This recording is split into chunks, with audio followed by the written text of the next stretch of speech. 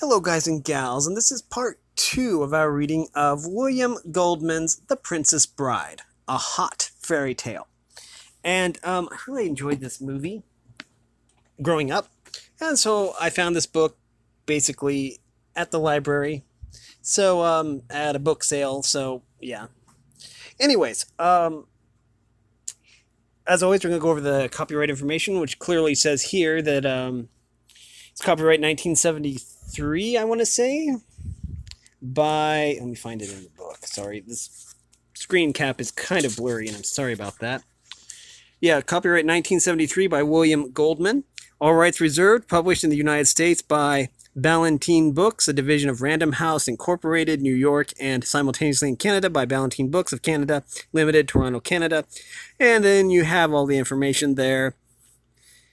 The cover art is by Norman Green. Anyways, in the last part, we met William, otherwise known as Billy, and his transition from really being into sports and not really being into books to actually being really into books and just basically devouring adventure novels. And we're going to continue from there. And he was talking about the Cliffs of Insanity, I believe, in the last time. And this book is kind of damaged. I might need to take it to the library to get it repaired. Okay.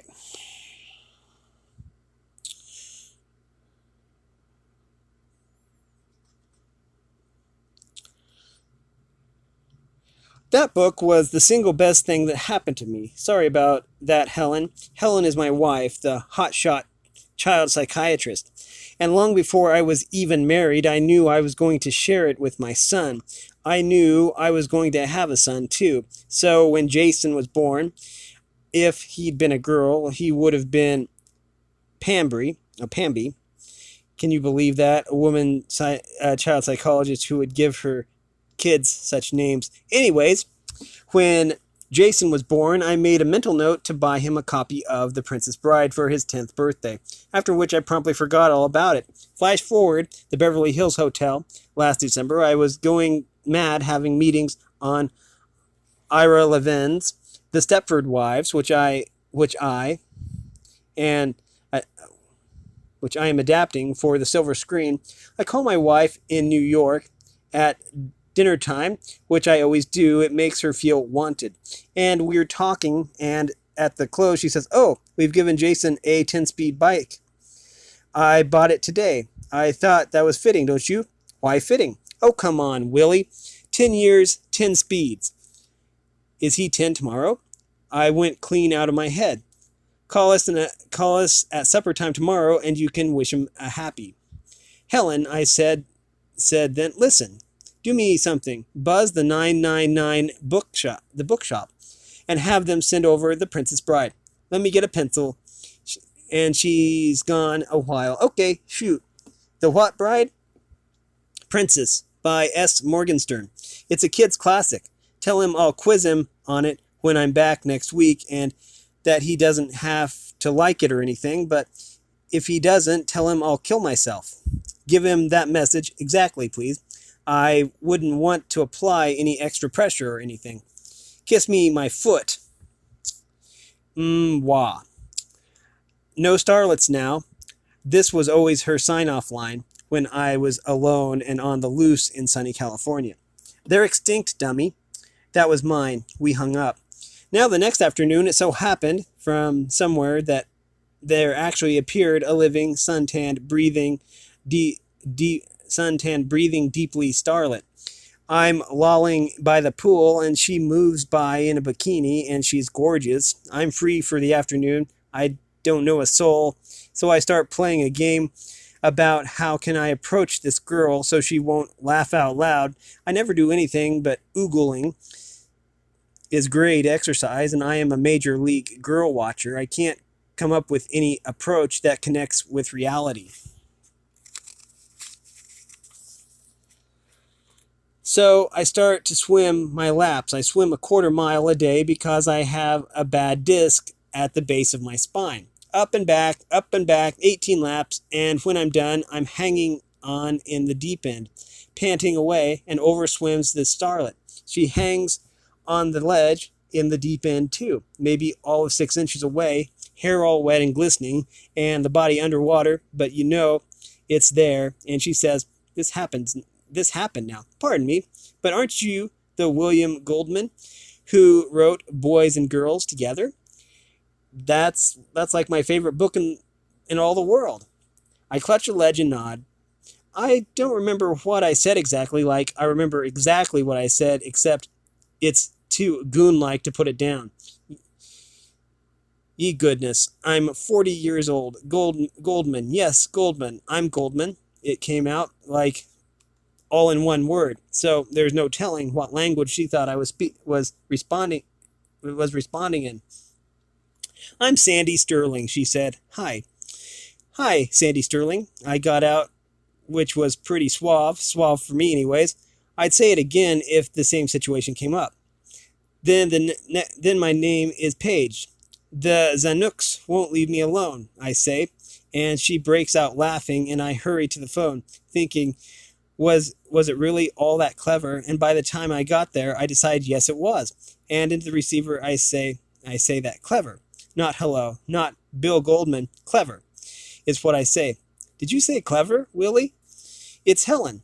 I'm in a story conference, Helen, and we're speaking tonight at supper time. Why are you calling at lunch for? Hostile. Well, hostile, rather. I pronounce it hostile. Never argue with your wife about hostility when she's a certified Freudian. It's just that they're driving me crazy with stupid notions in the story conference. What's up? Nothing, probably, except the Morgenstern's out of print. I've checked with a Doubleday, too. You sounded kind of like it might be important, so I'm just letting you know. Jason will have to be satisfied with his very fitting 10-speed machine. Not important, I said.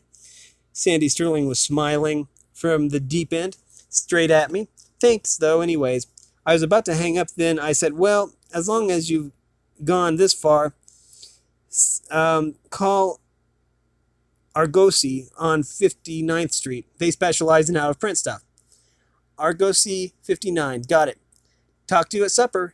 She hung up without saying no starlets now. Every call she ends with that, and now she doesn't. Could I have given it away by something in my tone? Helen's very spooky about that. Being a shrink and all, guilt, like pudding, began bubbling on the back burner. I went back to my lounge chair alone. Sandy Sterling swam a few laps. I picked up my New York Times, a certain amount of sexual tension in the vicinity. Done swimming? She asked. I put my paper down. She was by the edge of the pool now, nearest my chair. I nod, staring at her. Which Zanook, Dick or Daryl? It was my wife, I said, emphasis on the last word. Didn't faze her. She got out and lay down in the next chair, top heavy but golden, if you like them that way. You had to like Sandy Sterling. I like them that way. You're out here on the Levin, aren't you? Stepford Wives? I'm doing the screenplay. I really love that book. That's like my favorite book in all the world. I'd really love to be in a picture like that, written by you. I'd do anything for a shot at that. So there it was. She was putting it right out there on the line. Naturally, I set her straight fast. Listen, I said, I don't do things like that. If I did, I wouldn't because you're gorgeous. That goes without saying, and I wish you joy, but life's too complicated without that kind of thing going on. That's what I thought I was going to say, but then I figured, hey, wait a minute. What law is there that says you have to be the token Puritan of the movie business? I've worked with people who keep card files on this kind of thing. True, ask Joyce Haber. Have you acted a lot in features? I heard myself asking. Now you know I was really passionate to know the answer to that one. Nothing that really enlarged my boundaries, you know what I mean. Mr. Goldman, I looked up. It was the assistant lifeguard. For you again? He handed me the phone. Willie. Just the sound of my wife's voice sent sheer blind misgivings through each and every bit of me. Yes, Helen. You sound funny. What is it, Helen? Nothing, but it can't be nothing if you would have called me. What is the matter, Willie? Nothing is the matter. I was trying to be logical. You did, after all, place the call. I was merely trying to ascertain why. I can be pretty distant when I put my mind to it. You're hiding something. Nothing drives me crazier than when Helen does that. Because, see, when this horrible psychiatrist background of hers, she only accuses me of hiding things from her when I'm hiding things from her. Helen, I'm in the middle of a story conference now. Just get on with it. So it was again. I was lying to my wife about another woman, and the other woman knew it. Sandy Sterling, in the chair next to me, smiled dead into my eyes. Argosy doesn't have the book. Nobody has the book. Goodbye, Willie. She hung up. Wife again? I nodded, put the phone on the table by my lounge chair. You sure talk to each other a lot. I know, I told her. It's murder trying to get any writing done. I guess, she smiled. There was no way I could stop my heart from pounding. Chapter 1, The Bride, my father said. I must have jerked around or something because she said, huh? I began nothing, I said finally. Easy, she said, and she gave me a really sweet smile. She dropped her hands over mine and just for a second, very gently and reassuringly. I wondered, was it possible she was understanding too, gorgeous and understanding? Was that legal? Helen wasn't even understanding. She was always saying she was. I understand why you're saying that, Willie. But secretly she was ferreting out my neurosis. No, I guess she was understanding. What she wasn't was sympathetic. And of course, she wasn't gorgeous too. Skinny, yes. Brilliant, yes. I met my wife in graduate school, I said to Sandy Sterling. She was getting her PhD. Sandy Sterling was having a little trouble with my train of thought. We were just kids. How old are you? You want my real age or my baseball age? I really laughed then. Gorgeous and understanding and funny. Fencing, fighting, torture, my father said. Love, hate, revenge, giants, beasts of all natures and descriptions, truths, passion, miracles. It was 12:35, and I said, one phone call. Okay. New York City information, I said into the receiver, and when I was through, I said, could you give me the names of some 4th Avenue bookshops, please? There must be 20 of them. 4th Avenue is the used and out-of-print book centers of the English-speaking chapter of the civilized world. While the operator looked, I turned to the creature on the left lounge and said, my kid's 10 today. I kind of like for him to have this book from me, a present. Won't take a sec. Swing, Sandy Sterling said.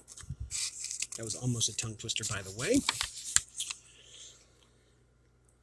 I list one bookstore called the 4th Avenue Bookshop, the operator said, and she gave me the number. Can you give me any of the others? They're all down there in a clump. If you will give me their names, I can help you, the operator said, speaking bell talk. This one will do, I said, and I got the hotel operator to ring through for me. Listen, I'm calling from Los Angeles, I said, and I need The Princess Bride by S. Morgenstern. Nope, sorry, the guy said. And before I could say, well, would you give me the name of the other stores down there, he hung up. Give me that number back, please, I said to the hotel operator. And when the guy was on the line again, I said, this is your Los Angeles correspondent. Don't hang up so fast this time. I ain't got it, mister. I understand that. What I'd like is, since I'm in California, could you give me the names and numbers of some of the other stores down there? They might have it, and there aren't exactly an abundance of New York yellow pages drifting around down here. They don't help me, I don't help them. He hung up again. I sat there with the receiver in my hand. What's this special book? Sandy Sterling asked. Not important, I said, and hung up. Then I said, yes, it is, and picked up the receiver again. Eventually got my publishing house in New York, Harcourt Brace, um, Jovan, Jovan, uh, Jovanovic, and after a few more eventualities, my editor's secretary read me off the names and numbers of every bookstore in the 4th Avenue area. Hunters, my father would say. Hunters, my father was saying now.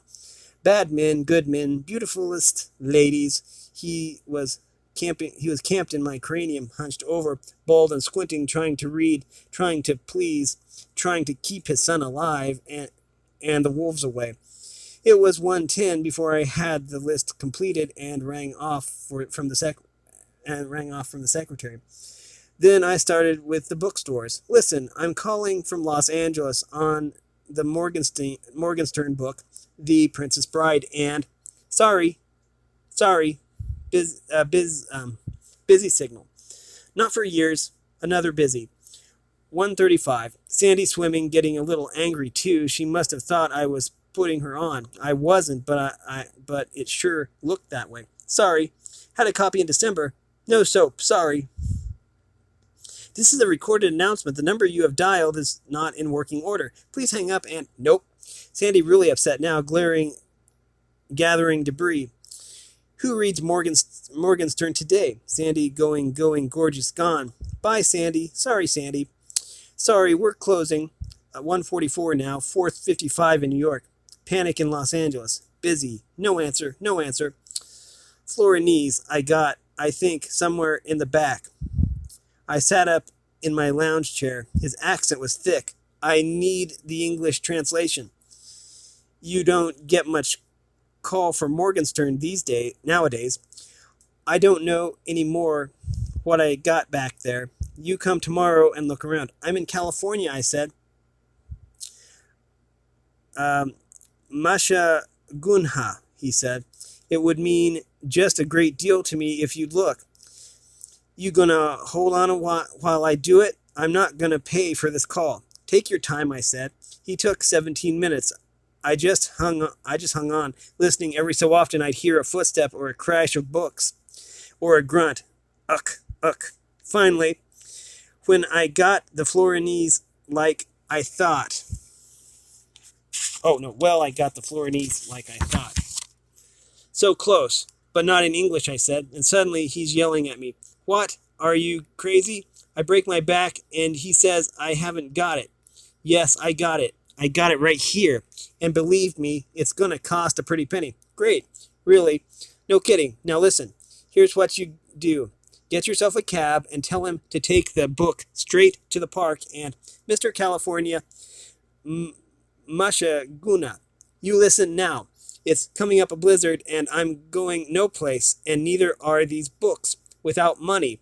$6.50 on the barrel each. You want the English? You got to take the Florinese, and I close at 6. These books don't leave my premises without $13 changing hands. Don't move, I said, hanging up.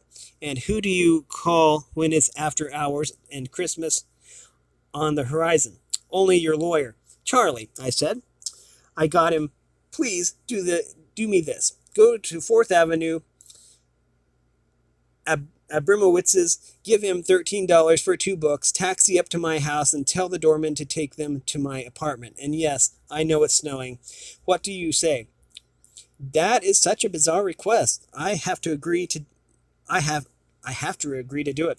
I called Abramowitz yet again. My lawyer is hot on the trail. No checks, Abramowitz said.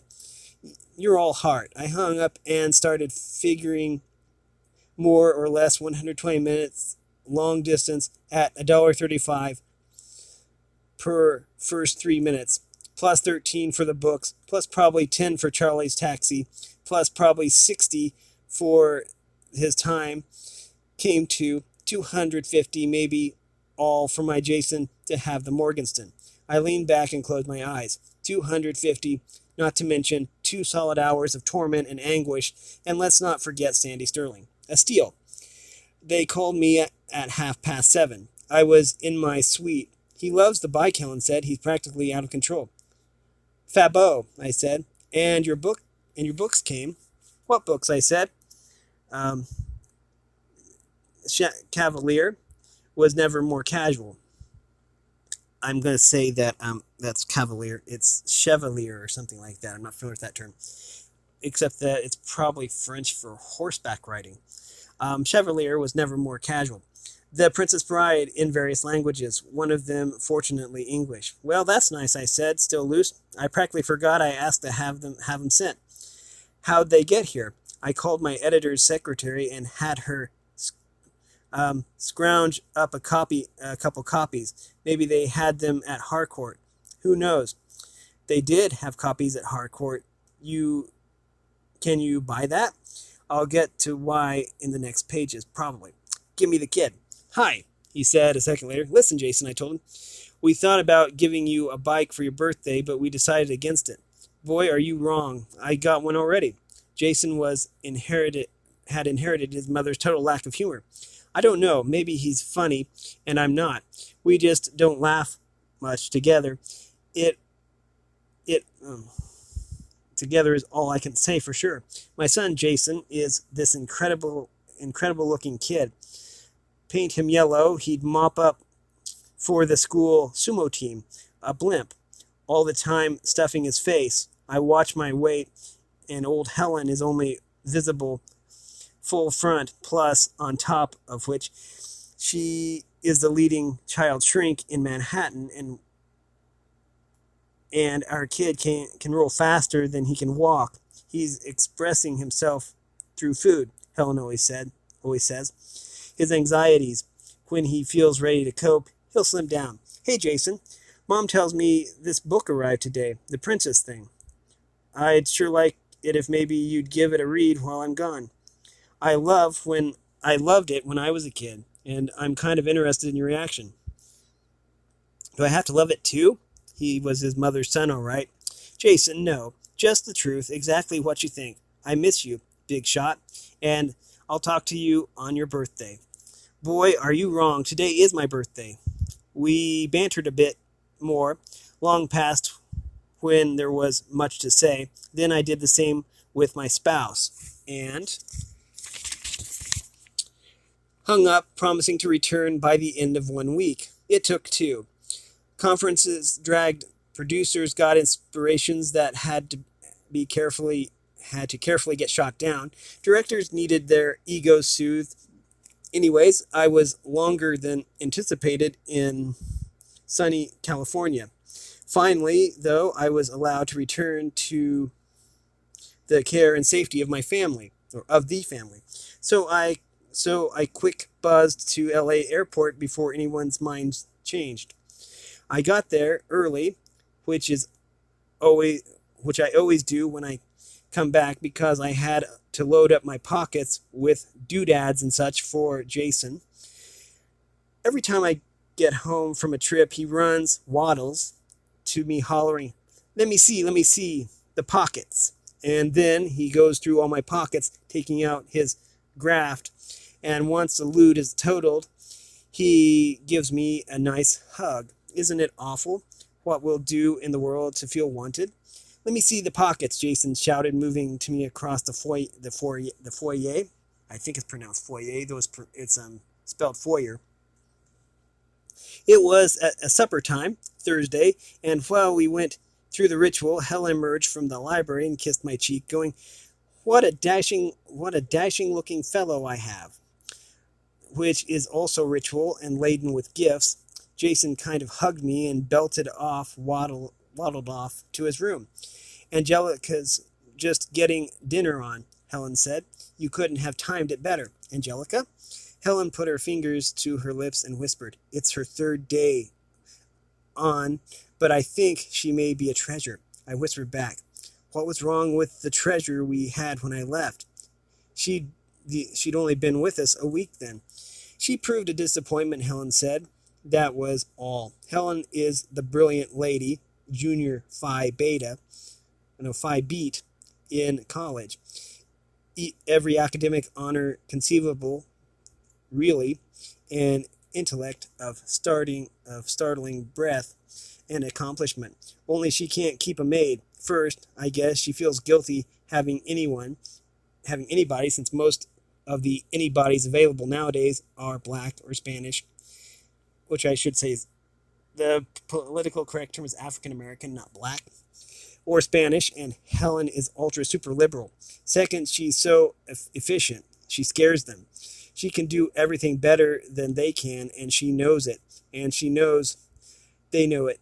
Third, once she's got them panicked, she tries to explain, being an analyst, why they shouldn't be frightened. And after a good solid half-hour ego search with Helen, they're really frightened. Anyways, we have had an average of 4 treasures, quote unquote, a year for the last few years. We've been running in bad luck, but it'll change, I said, just as reassuringly as I knew how. I used to heckle her about the help problem, but I learned that was not necessarily wise. Dinner was ready a little later, and with an arm around my wife and an arm around my son, I advanced toward the dining room. I felt at the moment safe, secure, all the nice things. Supper was on the table. Creamed spinach, mashed potatoes, gravy, and pot roast. Terrific, except I don't like pot roast, since I'm a rare meat man. But creamed spinach, I have a lack for. So, all in all, a more than edible spread was set across the tablecloth. We sat, Helen served the meat, and the rest we passed. My pot roast slice was not terribly moist, but the gravy could compensate. Helen rang. Angelica appeared. Maybe 20 or 18, swarthy, slow-moving. Angelica, Helen began. This is Mr. Goldman. I smiled and said, hi, and waved a fork. She nodded back. Angelica, this is not meant to be constructed as criticism, since what happened is all my fault. But in the future, we must both try very hard to remember that Mr. Goldman likes his roast beef rare. This was roast beef, I said. Helen shot me a look. Now, Angelica, there is no problem, and I should have told you more than once about Mr. Goldman's preferences. But next time we have boned rib roast, let's all do our best to make the middle pink, shall we? Angelica backed into the kitchen. Another treasure down the tubes. Remember now, we all 3 started this meal happy. 2 of us are left in that state. Helen clearly being distraught. Jason just piling the mashed potatoes on his plate with a practiced and steady motion. I smiled at the kid. Hey, I tried. Let's go a little easy, huh, fella? Check something. Ooh, we've gone a little bit over. We have been reading from William Goldman's The Princess Bride, a hot fairy tale. And so yeah, if you like this content, then make sure you like and subscribe and ring the bell so you know when I upload. Also, if you want to support me in any way, or if you want to join the Discord server, then all the information will be in the description below. As always, thanks for watching, everyone, and have a great day.